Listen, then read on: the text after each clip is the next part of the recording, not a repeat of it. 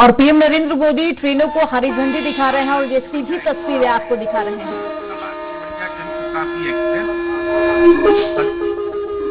बढ़िया express, Rewa Kevadia express, Chennai Kevadia express, Pratapnagar Kevadia MEMU तथा Kevadia Pratapnagar MEMU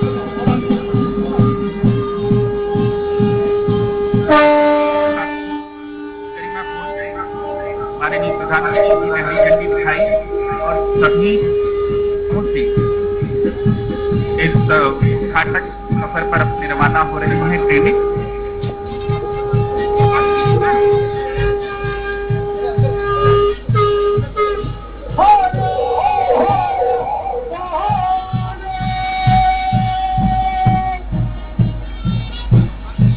अविस्मरणीय क्षण के हम साथी बन पा रहे हैं। धन्यवाद माननीय प्रधानमंत्री महोदय। और अब वह महत्वपूर्ण क्षण आ गया है जब माननीय प्रधानमंत्री श्री नरेंद्र मोदी जी अपने आशीर्वचनों से हमारा मार्गदर्शन करेंगे। हमारा माननीय प्रधानमंत्री महोदय से विनम्र अनुरोध है कि अपने बहुमूल्य संबोधन से हमें अनुग्रहित करें। माननीय प्रधानमंत्री महोदय। नमस्कार। एक भारत श्रेष्ठ भारत, एक भारत श्रेष्ठ भारत की बहुत सुंदर तस्वीर आज यहां दिख रही है। आज इस कार्यक्रम का रूप स्वरूप बहुत विशाल है, अपने आप में ऐतिहासिक है। केवड़िया में गुजरात के गवर्नर श्री आचार्य देवव्रत जी, गुजरात के मुख्यमंत्री विजय रूपाणी जी उपस्थित हैं। प्रतापनगर में गुजरात विधानसभा के स्पीकर श्री राजेंद्र त्रिवेदी जी,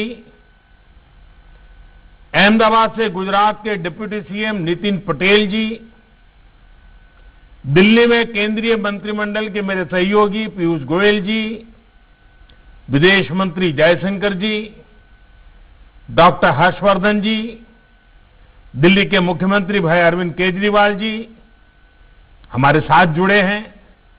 मध्य प्रदेश के रीवा से मुख्यमंत्री शिवराज सिंह चौहान जी हमारे साथ हैं। मुंबई में महाराष्ट्र के मुख्यमंत्री भाई उद्धव ठाकरे जी भी उपस्थित हैं। वाराणसी से यूपी के मुख्यमंत्री योगी आदित्यनाथ जी हमारे साथ जुड़े हैं। इनके अलावा तमिलनाडु समेत अन्य राज्य सरकारों के माननीय मंत्रीगण, सांसदगण, विधायकगण भी आज इस विशाल कार्यक्रम में हमारे साथ हैं। और सबसे बड़ी खुशी की बात है कि आज आणंद में सरदार वल्लभ भाई पटेल के बृहत परिवार के अनेक सदस्य भी आज हमें आशीर्वाद देने के लिए आए हैं। आज कला जगत के अनेक वरिष्ठ कलाकार, खेल जगत के अनेक सितारे, वे भी बहुत बड़ी मात्रा में इस कार्यक्रम के साथ जुड़े हैं। और इन सभी के साथ हमें आशीर्वाद देने के लिए आए हुए ईश्वर का स्वरूप जैसे हमारी जनता जनार्दन, हमारे प्यारे भाई और बहनों, हमारे सभी भारत के उज्जवल भविष्य का प्रतिनिधित्व करने वाले बालकगण, आप सभी का बहुत बहुत अभिनंदन। रेलवे के इतिहास में संभवतः पहली बार ऐसा हो रहा है कि जब एक साथ देश के अलग अलग कोने से एक ही जगह के लिए इतनी ट्रेनों को हरी झंडी दिखाई गई हो। आखिर केवड़िया जगह भी तो ऐसी है। इसकी पहचान देश को एक भारत श्रेष्ठ भारत का मंत्र देने वाले देश का एकीकरण करने वाले सरदार पटेल की दुनिया की सबसे ऊंची प्रतिमा से, स्टैच्यू ऑफ यूनिटी से है, सरदार सरोवर बांध से है।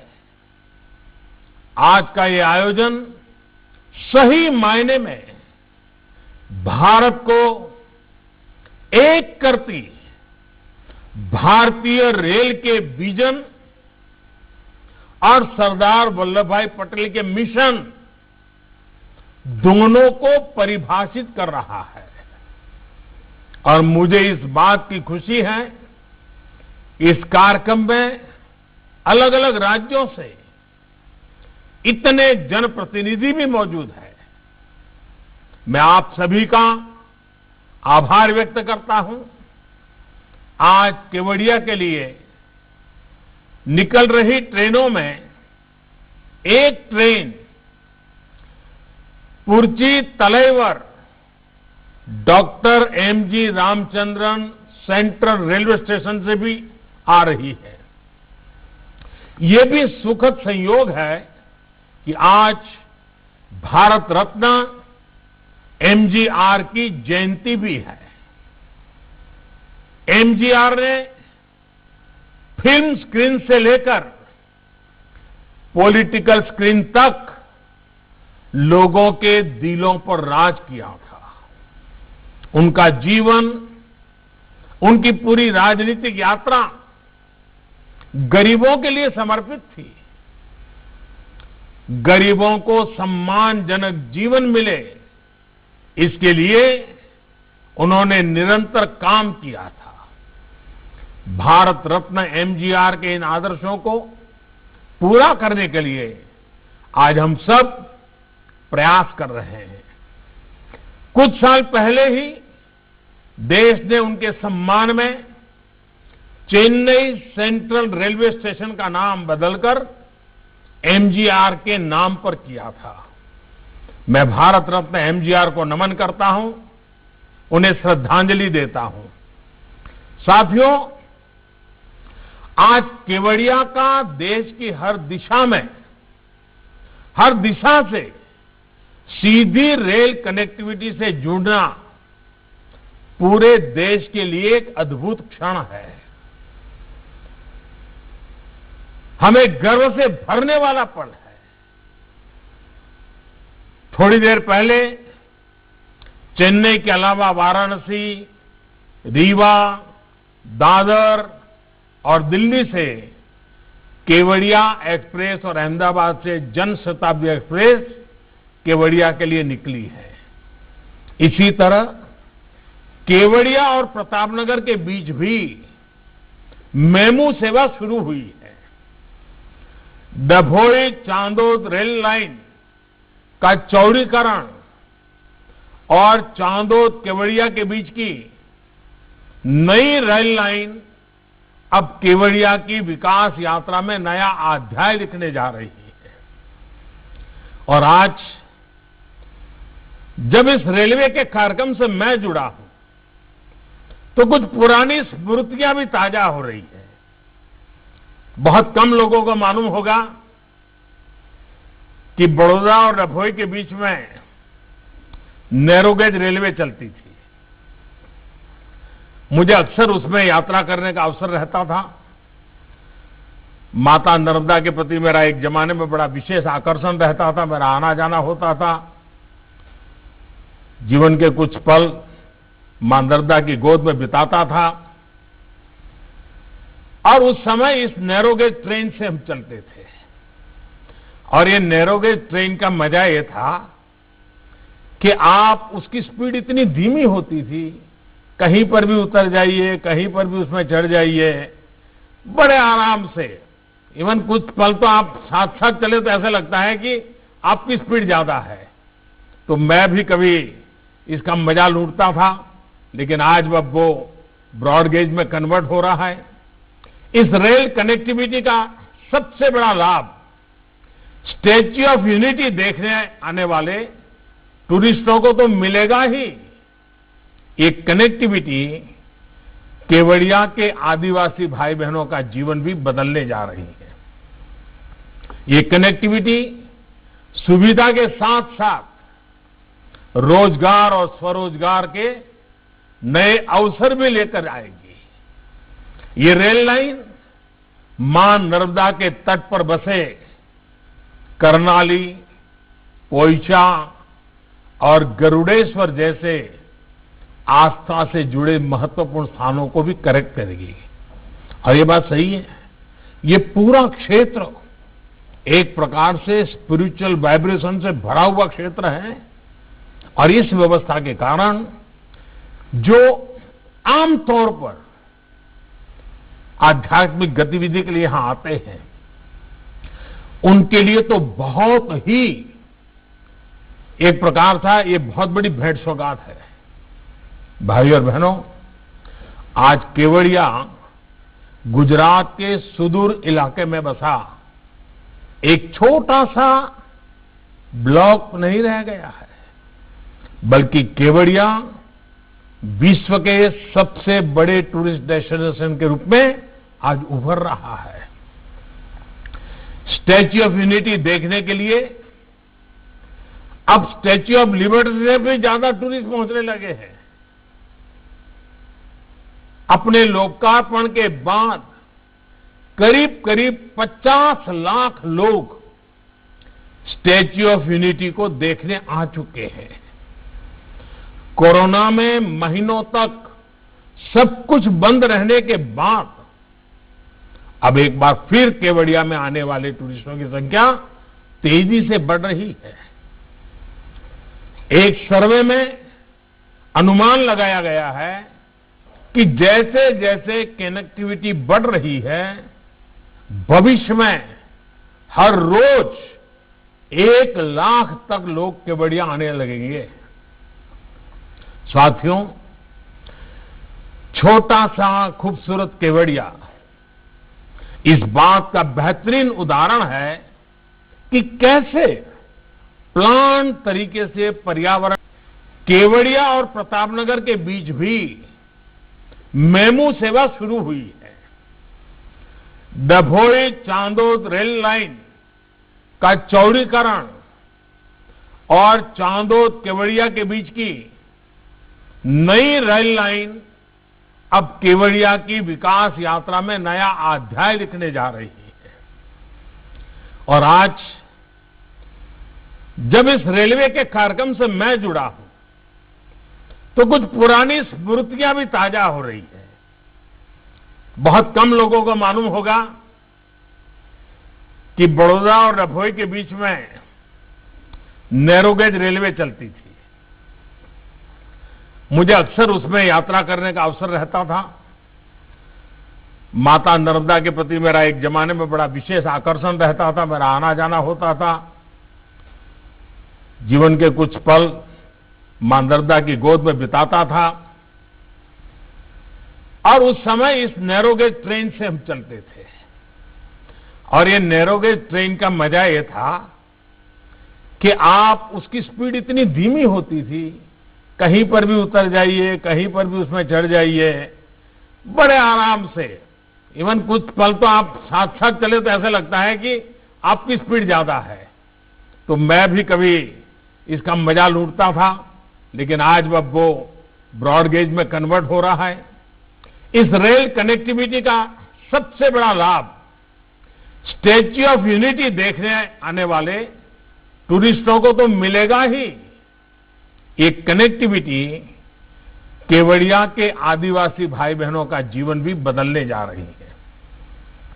ये कनेक्टिविटी सुविधा के साथ साथ रोजगार और स्वरोजगार के नए अवसर भी लेकर आएगी।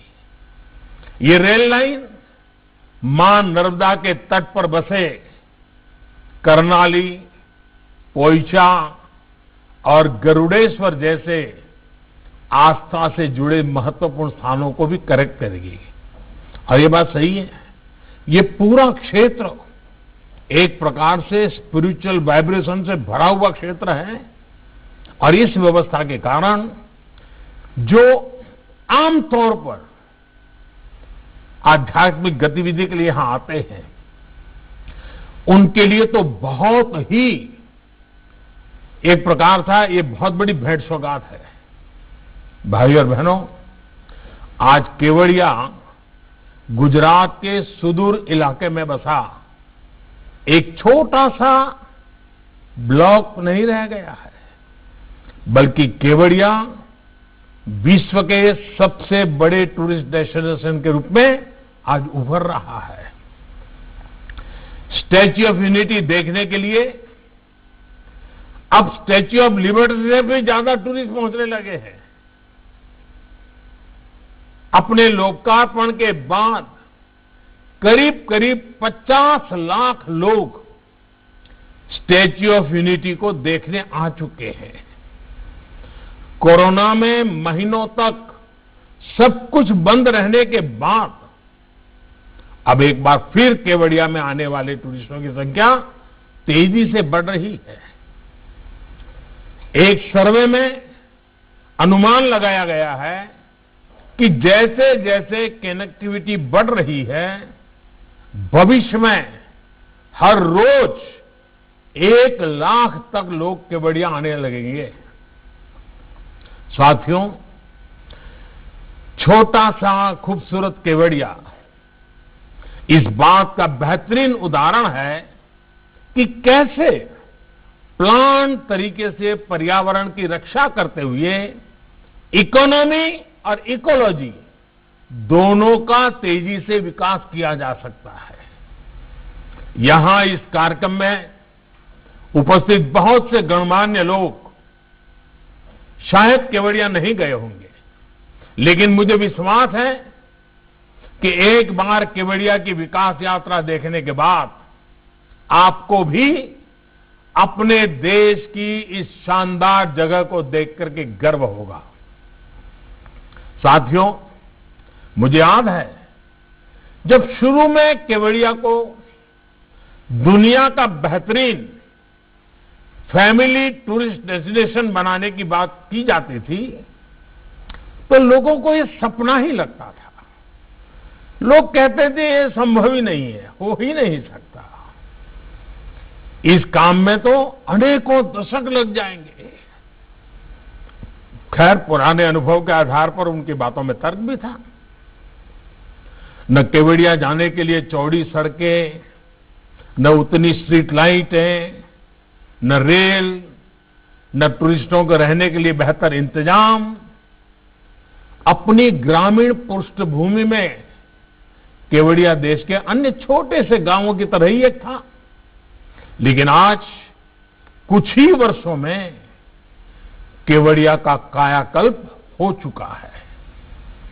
केवड़िया पहुंचने के लिए चौड़ी सड़कें हैं, रहने के लिए पूरा टेंट सिटी है, अन्य अच्छे इंतजाम हैं, बेहतरीन मोबाइल कनेक्टिविटी है, अच्छे अस्पताल हैं। कुछ दिन पहले सी प्लेन की सुविधा शुरू हुई है और आज देश के इतने सारे रेल रूट से केवड़िया एक साथ जुड़ गया है। ये शहर एक तरह से कंप्लीट फैमिली पैकेज के रूप में सेवाएं दे रहा है। स्टैच्यू ऑफ यूनिटी और सरदार सरोवर बांध की भव्यता, उनकी विशालता का एहसास आप केवड़िया पहुंचकर ही कर सकते हैं। अब यहां सैकड़ों एकड़ में फैला सरदार पटेल जूलॉजिकल पार्क है, जंगल सफारी है।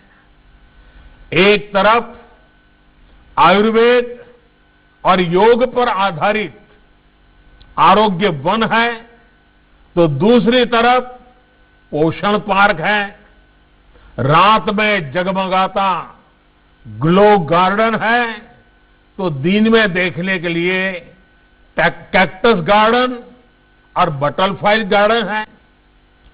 टूरिस्टों को घुमाने के लिए एकता क्रूज है, तो दूसरी तरफ नौजवानों को साहस दिखाने के लिए राफ्टिंग का भी इंतजाम है। यानी बच्चे हो, युवा हो या बुजुर्ग, सभी के लिए है, बहुत कुछ है। बढ़ते हुए पर्यटन के कारण यहां के आदिवासी युवाओं को रोजगार मिल रहा है। यहां के लोगों के जीवन में तेजी से आधुनिक सुविधाएं पहुंच रही हैं। कोई मैनेजर बन गया है, कोई कैफे ओनर बन गया है, कोई गाइड का काम करने लगा है। मुझे याद है जब मैं जूलॉजिकल पार्क में पक्षियों के लिए विशेष एवेरी डॉम गया था, तो वहां एक स्थानीय महिला गाइड ने बहुत विस्तार से मुझे जानकारी दी थी। इसके अलावा केवड़िया की स्थानीय महिलाएं उनको हैंडीक्राफ्ट के लिए बनाए गए विशेष एकता मॉल में अपने सामान की बिक्री का मौका मिल रहा है।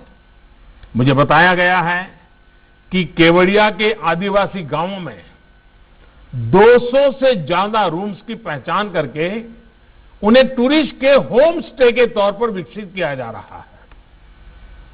भाई और बहनों, केवड़िया में जो रेलवे स्टेशन भी बनाया गया है, उसमें भी सुविधा के साथ साथ टूरिज्म का ध्यान रखा गया है।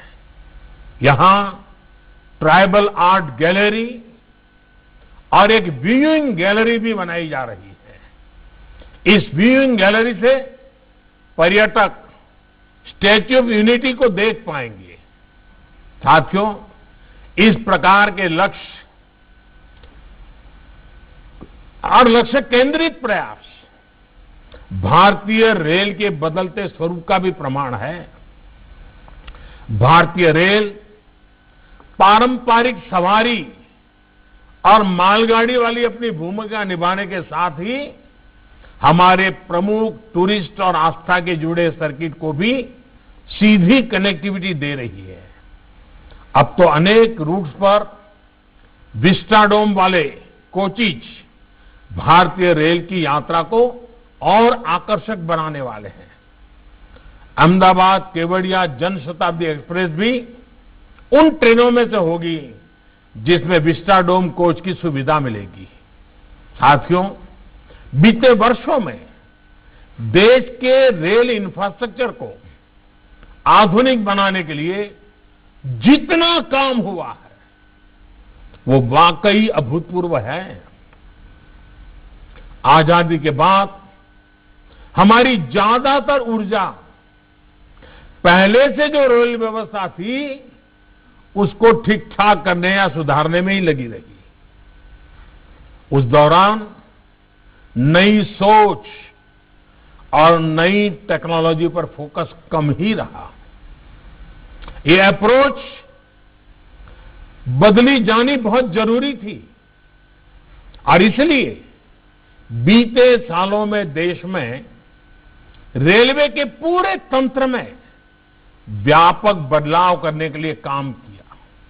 ये काम सिर्फ बजट बढ़ाना, घटाना, नई ट्रेनों की घोषणाएं करना यहां तक सीमित नहीं रहा। ये परिवर्तन अनेक मोर्चों पर एक साथ हुआ है।